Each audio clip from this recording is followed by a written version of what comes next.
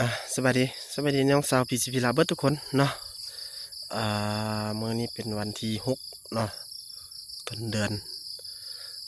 เฮ็ดคลิปรีวิวส่งเครื่องเนาะยิง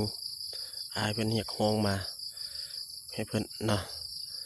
เดี๋ยวเฮาสิพาไปเบิ่งเป้าตัวจริงนำกันเลยเนาะตัวนี้เป็น K2 เด้อส่งให้เพิ่นอยู่ทางใดวะบ่จื้อคักปานใดอยู่แถวน่าจะสำเหนือหัวพันนี่ที่บอกประมาณนี้แหละเนาะนี่เนาะเพิ่นสั่งเป็นเลข24แหวนเนาะลำเพิ่นว่าทำอิฐเพิ่นจะเอา30เนาะแต่เอา30แล้วมันจะตกอยู่ประมาณเท่านี้แล้วมันจะบ่งามเนาะเขาก็เลยว่าเอาซ้ำนี้เลยให้เพิ่นพอดีเพียงปากถัง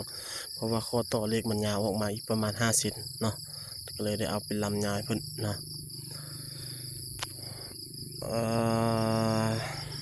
นี่นะรูปทรงลักษณะเนาะเป็น K2 เนาะ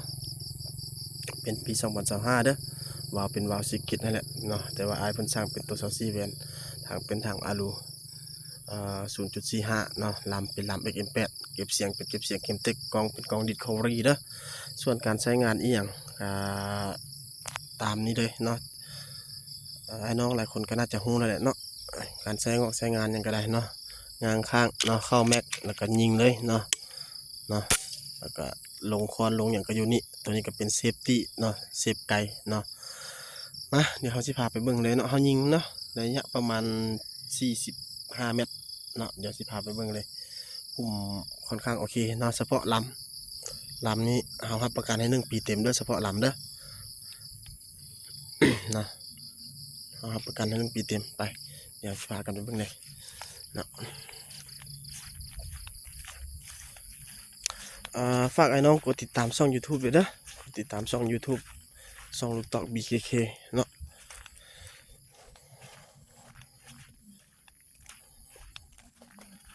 ระยะประมาณ40อัพเนาะ40อัพเดี๋ยวบ่ได้เอากล้องวัดระยะมาแทกมือเนาะ40เนาะเนาะประมาณนี้เนาะประมาณนี้เนาะประมาณนี้เนาะ45เมตรเนาะประมาณนี้เลยเนาะเนาะระยะยิงก็ได้เนาะไปเบิ่งตัวปืนกันเลยว่ามีอย่างเดียวเนาะ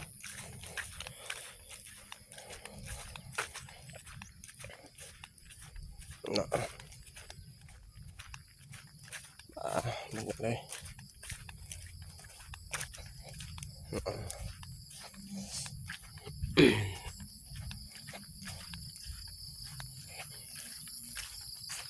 เนาะรูปทรงลักษณะของตัวปืนถือว่างามเนาะสมาร์ทเนาะสำหรับน้องคนใดเนาะที่อยากได้ K2 เนาะแต่เอาถังน้องเบิ่งคลิปแต่ละคลิปเบิ่งให้มันจบเด้อเนาะเพราะว่าอย่างเราเวลาสร้างเครื่องไปเนาะเขาแจ้งราคาตามนี้เนาะสมมุติว่าราคา7.5 ล้านเนาะเขาส่งเครื่องไปเสว่าโทรมาถามว่าค่อยคิดว่าถังคาร์บอนสิส่งเครื่องได้บ่นะน้องต้องเบิ่งคลิปให้มันจบเนาะในราคานี้ว่ามันได้อย่างใดอย่างใดเนาะบางคนเนาะสิเอาถังคาร์บอนกล้อง BSA ราคา7 ล้านมันสิเป็นไปได้มันเป็นไปบ่ได้เนาะมีเงิน100 ล้านที่จะขี่รถรีโวมันบ่ได้มีแต่ดาวมันได้อยู่เนาะเผื่อดาวก็บ่ได้ซ้ำเนาะเราต้องเอาความเป็นจริงมาเว้ากันเนาะน้องเนาะตัวนี้เนาะเพิ่นสร้างเป็นเลขตัว24แหวนเด้อเพิ่นได้เติมอีก1 ล้านเนาะจากราคาตัวจริงเนาะ